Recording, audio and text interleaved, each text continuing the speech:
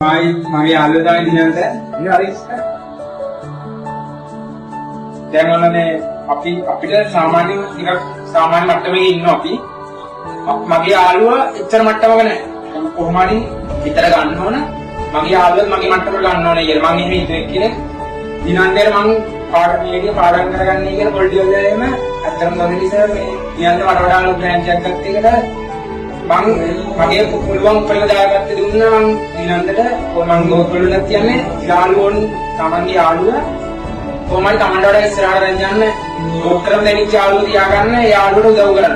ඇත්තටම මම අර කලින් පන්තියේ ඊළඟට කතා කරද්දි මට ඇන්නුවා. මට ඉදා ඊයේ විසාලට ආවට පස්සෙත් මම අම්මට කියලා ඇන්නුවා මේ මට වඩා මම කියලා දීපුවා මට වඩා ගේමක් ගහලයි කියලා. ඒතරම් සතුටුයි. සර් තමයි අපිට මුලින්ම කියලා දුන්නේ යාළුවෝ කරගෙන කොට යන්නේ කියලා මම ඉන්දියන් දෙනවා සර් අපේ යාළුවෝ කඩන්න කිව්වේ මේ යාළුවෝ පාත්තාගේ විදිහට ඒ යාළුවෝ ආයි හම්බෙන්නේ නැහැ. මේ වගේ යාළුවෝ සමාජයට වඩා ජීවිතේ එකපාරටයි අපිට දුරක් නැති කරගන්න එක.